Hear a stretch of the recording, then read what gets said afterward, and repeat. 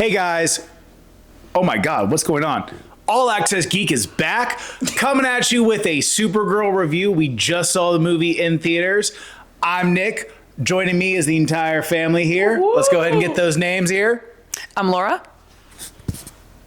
And I'm Alex. Mike of Steel. I'm JC.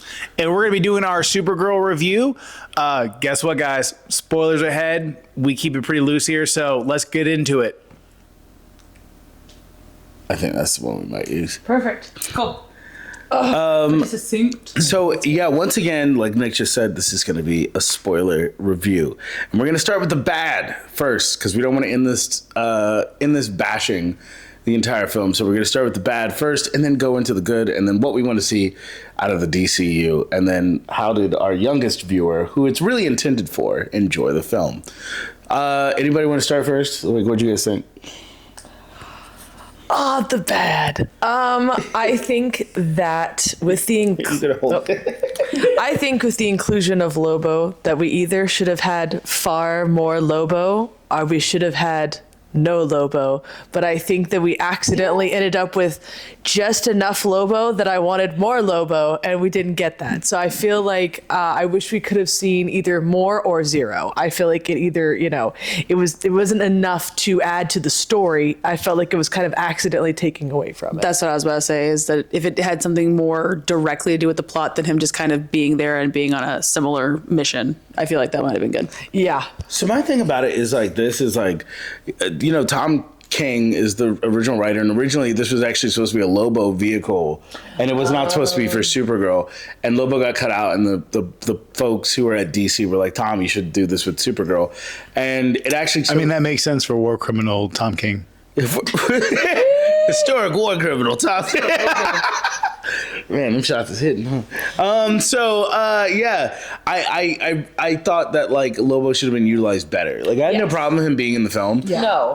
And the way that I talked about it earlier, that I think to you guys was like, I wanted kind of an angel and a devil on Ruthie's shoulders. Yes. Kind of. And the whole movie be a conversation around like, what is the right decision to make? What does it mean to do the right thing? And is vengeance, like, does that make sense, or does it just leave us kind of in a place of like despair anyway? And that's what I think I wanted to see more of Lobo with. Yeah. Yeah, I will say, not the biggest Lobo fan, but it was actually kind of cool to see him kind of faithfully adapted to the screen. Visually, he didn't kind of hit for me all the way. Oh, really? I don't know. I felt like the glowing eyes took me out of it more than him, because here's the thing, like, at times Jason Momoa can't act. He can't, believe it or not. Brother! Believe it or not. I'm going to blow your mind. Would. Dennis Villeneuve saw something in this man. Now, he's not quite bringing it to all of his DC properties, but I feel like he can, and I feel like the glowing eyes may have taken away from the kind of human connection or Caesarian connection that we should make with him. You know what I'm saying? I really liked the glowing eyes. I thought it was really fun. I thought it was a good way to make the character look more space. Yeah, I was kind of cool with that, because I'm like, clearly they stated he was immortal. Yes. I saw him get stabbed in the gut. Yeah. I'm kind of okay with glowing eyes, but I get if it like kind of took you out, or like just visually didn't look good to you, that you might be kind of like. I thought Jason Momoa was having a fun time on this set. Oh, for and sure. I think that he had a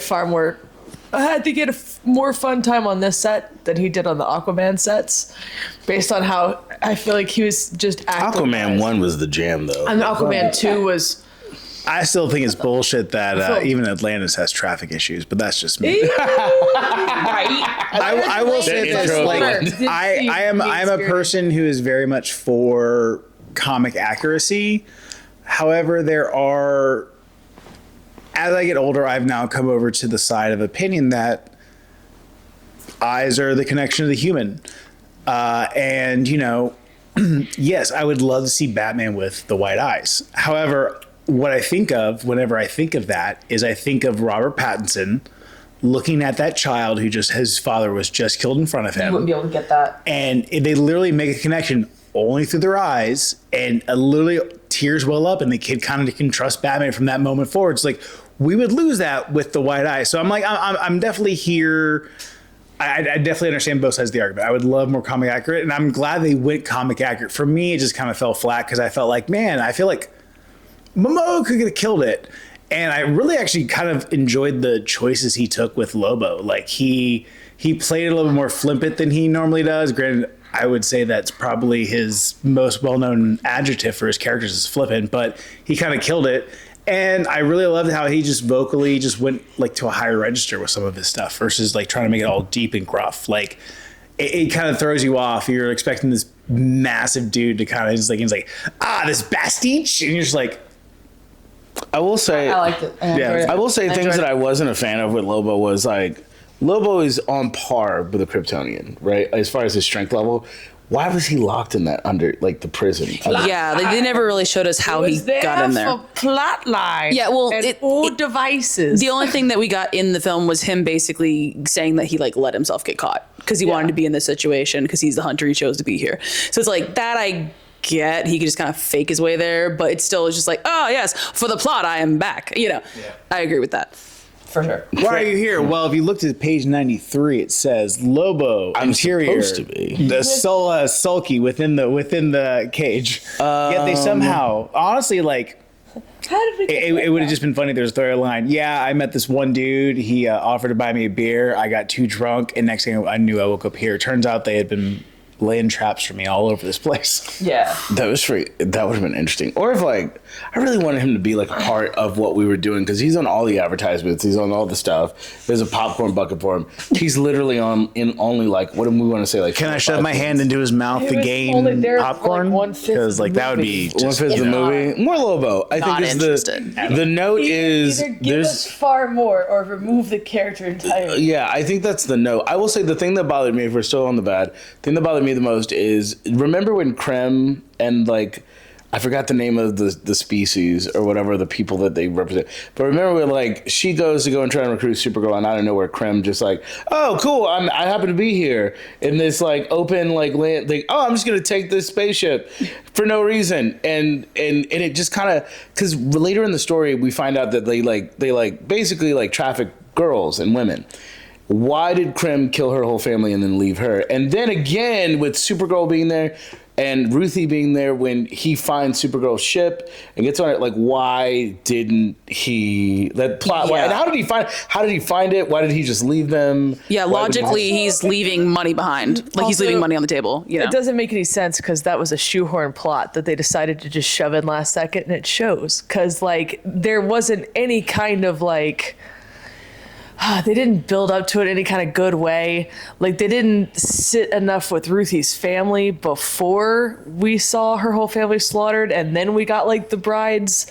Like there was no, like it didn't feel like that was any part of the story. It felt like they just slammed in like, and by the way, there's brides now that we have to save that are just all of a sudden you're like, why though? Like it did. It felt like it's they were okay, adding JC. another thing on. We have Mad Max Fury Road at home, and this is what we have. No, Right? but I will watch that. I would watch. honestly, like, I feel like there's a world because this script had a lot of good things working with it, and I really think that I got like kind of screwed over in the editing process because you can kind of see it. Like, I feel like there's a perfect movie out there where we open with the very tense scene of Ruthie's entire family. Mm-hmm. We see it play out entirely the way it does. None of this weird kind of like cutting back and forth. You just almost like the opening in Inglourious Bastards. And honestly, I wouldn't be surprised if the script opens up in that exact same moment, very Inglourious Bastards, because that's the man knows how to write a script, so people are going to be influenced by that. So I wouldn't be surprised if that was how the script started out. It's a good slow burn. It's a good slow burn start to build tension, and then you do it, and then you could even just jump to the backstory of Krypton and see how these two stories and you see these two women's lives unravel, and then you set up their parallel journeys going forward with that. And I feel like this movie kind of got edited to hell because there was just a lot of jumping around with that. Laura, you want to say something, I believe? Oh, yeah, just kind of piggybacking off of that. It just, right. No, it felt like, the beginning, I think, was the weakest portion for me. Yeah. Because I think, I was telling these guys this, but I think that if you don't need flashbacks, don't do them. Just put it in a linear order. Sometimes it works to have flashbacks, I think, for the story, but this I don't think was one of them. And if we had longer to sit with Kara and like her life and the stuff that like she went through. You'd be way more into like what she's going through now at the very beginning, and then we wouldn't have to feel like we're getting to know two characters at the same time. It'd feel like we already know her. Now let's get to this girl's story and see how they're going to connect. And I feel like that would have potentially worked better. Yeah, in the long run. Agree. You know, No, I think that would have been far more successful. Oh no, 100%. And I think that like the editing, to your point, Nick, is like it felt like we're jumping around a lot. It felt a little too quick. It felt we were jumping around too much. There were scenes that just didn't work, or felt like that. Oh, there's something else that was supposed to be here, and we're just cutting from thing to thing. And it didn't feel like, the scenes didn't transition well for me into the next scene and tell like a good story. I would like to say, like, if I had a magic device and I could siphon off 20 minutes of Matt Reeves, the Batman, and give it to Supergirl with just those weird artistic establishing shots, I feel like that this movie would be better suited for that. Honestly, this movie just really kind of felt hacked to hell because dude. The thing like you brought up earlier where they're just like, oh, they're leaving money behind because they find this ship and they decided to hop on board. It's like, cool. Well, honestly, I could see their argument if they knew Kara was a Kryptonian. But somehow they just seem to have like a fucking radar for Kryptonians who are just like, he's like, you know what? We're going to steal the ship. Yeah, that girl could kick our ass, but luckily she's under Red Sun. Oh, and we're going to have our base on a fucking Kryptonian sun planet. And I just happen to design these really cool fucking like gauntlets that could kill a Kryptonian. I'm like, you stole this woman's ship by happenstance? Like, it would legitimately be like, if I decided to steal someone's car and they showed up to kick my ass, I'm like, you know what? I know you've got a trick knee because of the lacrosse injury. What? And I just kick him in the knee and just beat the fuck out of them.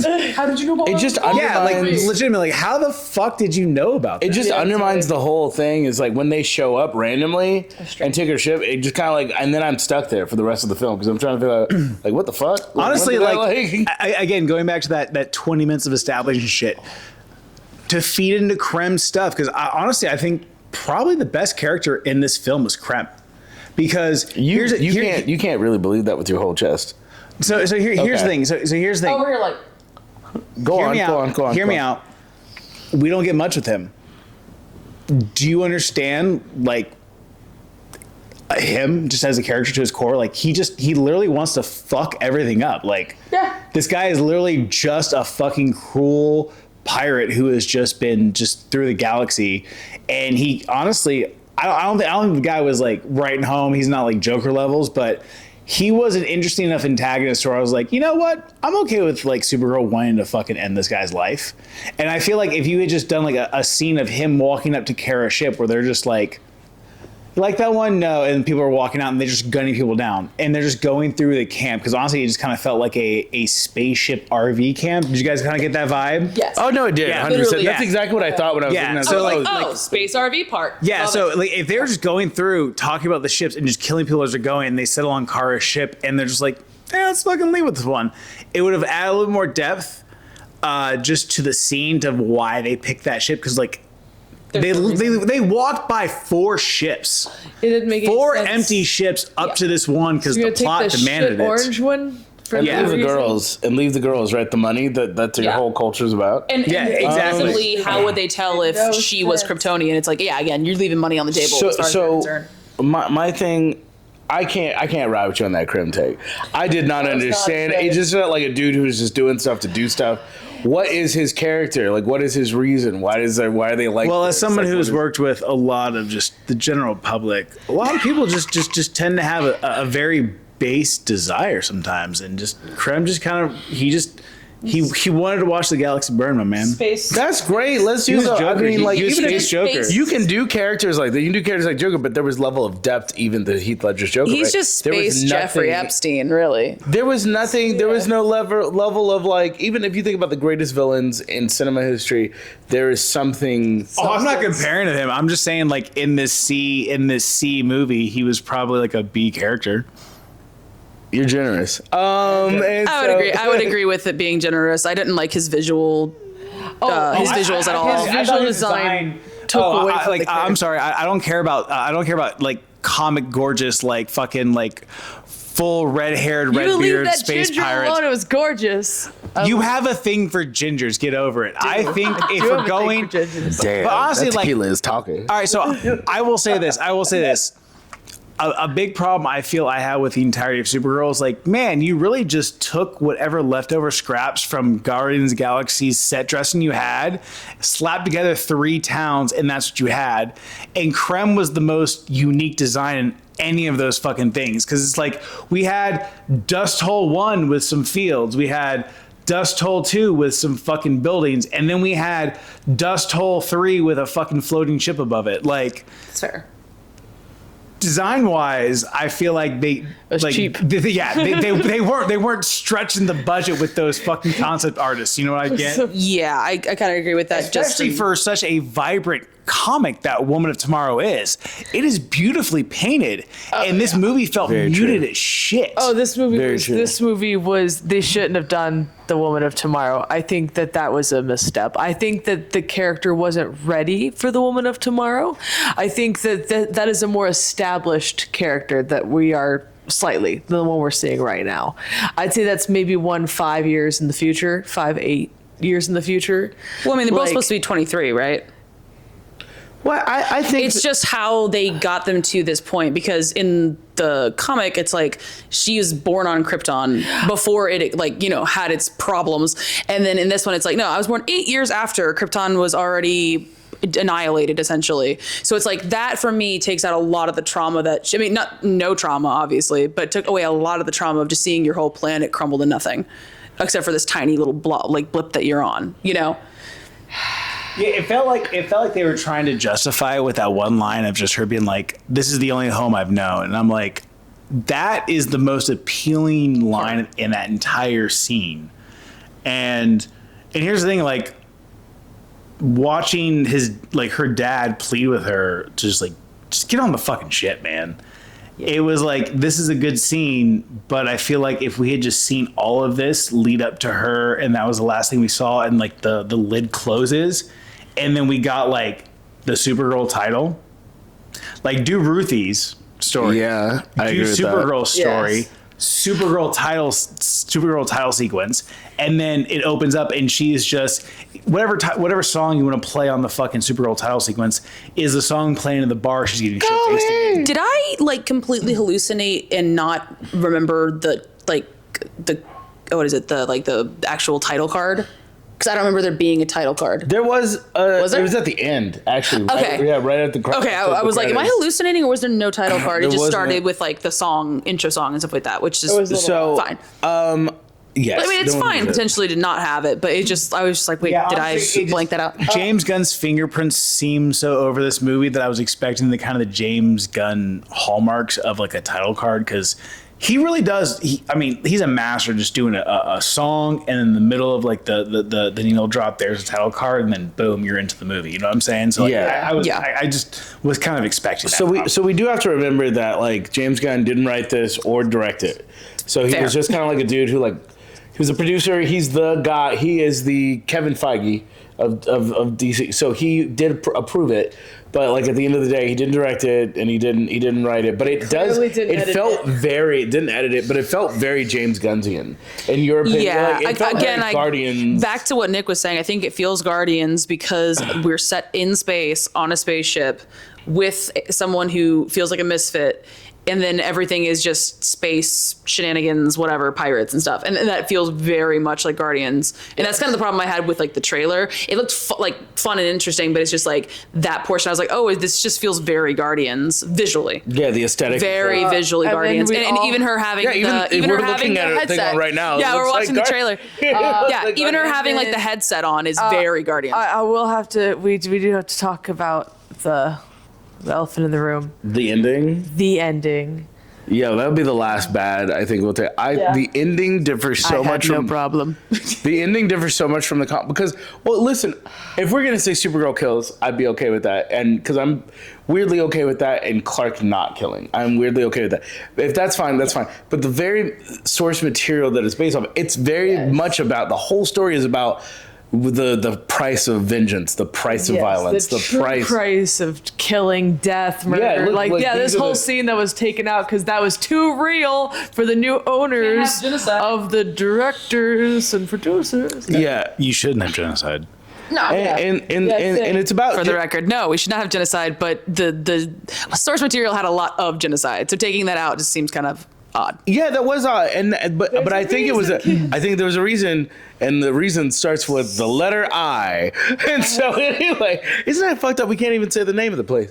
But I think that there were a lot of cuts and weird changes made to this. I don't think this was actually the final script, and I think it changed a lot because of how a certain country might have felt about Superman and genocide and all that. Because this comic was all about genocide. But yeah, go ahead. Sorry, what'd you do? about not killing folks. Yeah, so it didn't work for me, the whole like ending. No, don't do everything. You shouldn't do it. You're better than you die, son of a bitch. Could I get thank you, God bless. If you're wondering, we lost Alex. A member of our because party. it was her bedtime. Yeah. Because she had pizza and had a whole adventurous day with Supergirl. So the part of Alex will now be played By me. by Nick. And if you can't tell, I am a rather large Italian man, so I'm Clearly a one for one. into this role. We'll see how it works. I actually lost Yeah. weight, and I'm pretty proud of you for that. Can we talk about that for an hour? Yeah.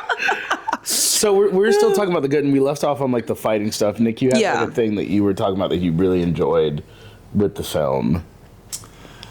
Yes, that's quite right. So one of the things I actually enjoyed when it came to the film, and where I think it actually kind of succeeded, was that they really kind of switched up a lot of the fighting styles for this. I really enjoyed.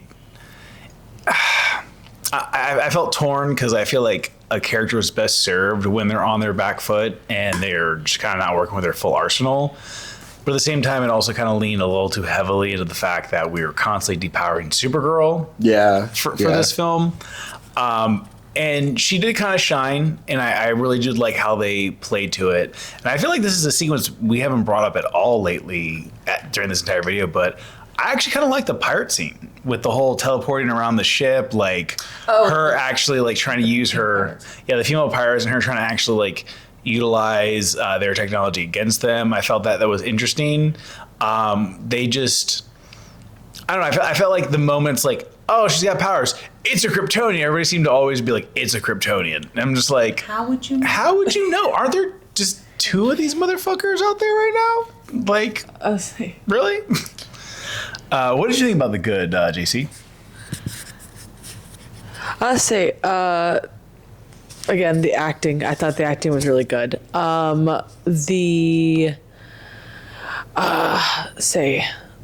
It's all right. Search for it. I'll be removing picture Supergirl and then cut to your point. It's great. It's so fun. Yeah, no, say again. I thought the acting was really, really good. I thought. Oh, I really liked the interactions we got with the hollow vids of her and Clark interacting. That was Him checking on her. With him checking on her, I thought that those were really, really good, and I wish we could have gotten a couple more of those. Yeah. I thought that was a fantastic way of kind of setting like the vibes of like her and Clark. And good ending because I think they work very well together on screen, being relatives. I thought the ending was also cute. I thought the ending was adorable. I thought it was super cute with like the crypto, the chocolate, like it was really cute. I was like, you guys are gonna need a bigger house. Like you guys are gonna have to get like something that's a little bit larger. Like So what you're hearing from our two female correspondents is they wish there was more Superman in the Supergirl movie. That's a lot. No, I like. that was a positive. I like point. that it was grounding it into the universe that has already been established. So it felt like it was a nice way to integrate it into the storyline. So it was like Well, it's kind of like how it they would have did- been funny if we could have had something where like he was checking in on her and then like maybe Guy like pushed back. He was like, "Ooh, who's the hottie?" And he's like, "Get the fuck out of here!" Like that would have been hilarious. Like so, like we could have done some stuff to really really kind of ground them in that universe, and I felt like that was kind of like a little bit of that. So like I felt like that was like a good thing. That like, it was kind of the flip on the Superman movie where she kind of showed up. Yeah. Well, Crypto is definitely hers and is in the this film is throughout. my cousin's dog. Yeah, but it's like She'll kill you. yeah, it's a good parallel with the Superman movie of having her in it a little bit. Yeah. I think with having him in it a little bit. Yeah, I thought Especially that since was it kind of brings them together. But I enjoyed it a lot more than I think the rest of you did. I also say I enjoyed it a lot more than I think Mike did. Yeah, and Mike has very high standards for Superman, which is fine and understandable. So yeah, so I get it, and it definitely is not a perfect film. I would have but- enjoyed it far more if I had not read the comics. I will tell you that. As someone who read the comic, I do think that I was like, Yeah, like if the comic didn't exist at all, you would have had different thoughts. At all, I would have far different thoughts. But because I read the comic, I do feel like they shouldn't have called it that. Well, it either needs to use the source material and really go off of it, or just be its own thing, and that can be fine. But they kind of went with them in between and didn't really double down. Movies down. Do this as like your third Supergirl movie. I mean, I can see that, but at the same time, is like Where we really do Marvel's have never established done Supergirl. a 1-for-1, so like Exactly. So why do we expect? I mean, Yeah. fair. I mean, I feel like we might be a little harsher on DC for not doing a 1-for-1 when Marvel's getting away with it. So my pushback on that is James Gunn came out and promoted and pimped like it will be this book, right? Because they've never done that really with Marvel, where they said we're adapting very specifically this one story. Like and James Gunn very specifically came out. I love what Tom King did with this specific story, and it will be based on this, and this is exactly what we're doing. And this is the book that you need to read. Everyone read this right I know we're telling people like you should go out and read it. Like that's my only push. Is with Marvel they never were like this is the gospel for which we will be adapting. I read it because of the movie. Like I went. Yeah, and that's the only reason I read it. I Like, read it yeah. because of the. He's like, go out, go read it. I did. I went and I saw the movie. I'm sadder that I went after reading the comic. I wish I would have watched the movie and then read the comic. Well, I feel like, and this was just my experience when it came to viewing the Scott Pilgrim movie. I feel like the perfect way to do something if you're doing an adaptation is movie, book, movie. Watch the movie, enjoy it wholeheartedly with no prior expectations. Read the book, really kind of get into it, and then watch the movie and look for all the little Easter eggs. Because I still think one of the coolest Easter eggs to this day in that movie of Scott Pilgrim is that when they do all of the intro scenes of everybody's cast cards and stuff. Yeah. There's quick sketches in the background from the comics of each of those characters, like little niche things. That's cool. It's pretty cool. So yeah, I can see something like that would be. Yeah, I definitely made a mistake of watching it, but they were saying to. They were like, "Hey, go out and watch it." And I was like, "Go read it before you watch it." And I was like, "Okay, no." Yeah, I bought it for that reason because they were like, "Oh, we're writing it and we're basing it off of this," and so It was. So what you're telling me is that why I was bummed. the synergy marketing of, hey, we're gonna make a movie. Go spend $20 on it beforehand. You think really paid off? it did pay off. It did. So I'm not gonna lie to you. I enjoyed the comic thoroughly. The movie's very toyetic. The movie is That being crazy said- toyetic. That being said, we're still in the good. It was toyetic. The movie was very yeah. toyetic. Had Lobos. Let's stay on the good. Let's stay on yeah. the I was good. say we're going back onto negatives. I thought that was good. I thought toyetic was. You know a positive what? vibe. You know what? I'm gonna say this. I'm gonna say this out here because I feel like a lot of people like shit on him, but I'm not gonna lie. I enjoyed like the 8-line cameo from fucking Seth Rogen out of nowhere. Oh my god! Yeah, no, just popping up in all kinds of shit lately. the world building was yeah, good so with like funny. all of the alien species and Seth Rogen's little or Joe Rogan, Seth Rogen, not Joe, dear God. Bus. Yeah, that the bus driver adjacent guy, he was really funny, bit of comic relief. Yeah, but I liked a lot of the alien designs, like the alien woman that was cool. like taking care of Crypto the whole time. Yeah. She looked really cool. Kind of reminded me of like something out of Star Trek or something. Yeah, lady she who was got giving me the assaulted. Star Trek Beyond lady who had like the things that kind of unfolded. Oh yeah, the like Plot alien device and beyond. the alien from Aliens, like kind of face hugger type head. Yeah. Yeah. No, that lady was cool looking. yeah, I think a lot of those kind of designs and like the costuming designs were really good, and kind of like grounding you in where you are. Yeah, like all the passengers on the bus were really inventive, and like she ends up like underneath one of them during that one scene where she's teleporting around and stuff. So like that was really funny. I think there was a lot of good comedic moments, especially from her. Like she gave a very, very good performance. And so just great. Yeah, so her like comedic timing and like her like drunkenness and stuff, or whenever she was getting like drugged, like you really felt like she was going through it, which was fun. So yeah, I enjoyed the movie a lot actually, and in the end, I think it was like a fun like summer blockbuster kind of feeling, which I kind of haven't had in a while, and it takes a lot for me to get out and actually go see a movie. Like physically go see a movie, and I didn't feel like I was slapped in the face for it. I think there's definitely things that could have been improved, but I think overall it was a fun film for me at least. Anyway, does anyone have any final thoughts that they want to get off their chest before we of what we hope to see in the DCU? I'm excited to see more of what we get in the DCU. I'm excited to see Lanterns. Are you? With an asterisk. I'm intrigued. Second trailer was better for sure. Yeah, it fixed the tone a lot. So hopefully we're just not seeing the vibe until we see it. Same. So yeah, fingers crossed. I'm excited to see the new James Gunn world, and like I don't know, like I'm just very excited to kind of see how it's fun being stoners. Right? James Gunn. You'll never watch this, but if for some reason in a drunken haze you stumble upon this, give Kevin Smith the money to write the proposed question script he wanted to do. Oh, that'd be fun. And let's see what he does with it. Fair. And if not, then just, send the script to me, because I would love to read that. At least just to read it, yeah. My favorite, just put it out my there favorite on the character and one of my favorite directors, just, come on, man. Come on. you have the money. You have the money. My hope for the DCU is Booster Gold, always and forever. Oh yes, Booster. The hero with a heart of gold. Anyway, that's it. That's our take on Supergirl. That's what we thought about the movie. What did you guys think? Put in the comments below. We'll reply. We'll look at the comments on this video and do that thing you're never supposed to do. Read the comments. Subscribe. Yeah, smash that like button. Subscribe to all the things. Welcome to All Access Geek Studios. Make sure you buy that like button dinner first. Treat it politely and with respect. Consent is key. Respectfully smash that like button. Consensually smash that like button. Consensually and respectfully smash that like button. Thank you guys so much for coming with us. All Access Geek we're out. It's late. We're going to bed. All right, we did it. Sweet. Tomorrow you can have Alex. Hey. Be like, Hell of a bit. and tomorrow you can ask Alex how she feels. It's okay. We got it. I can feel it.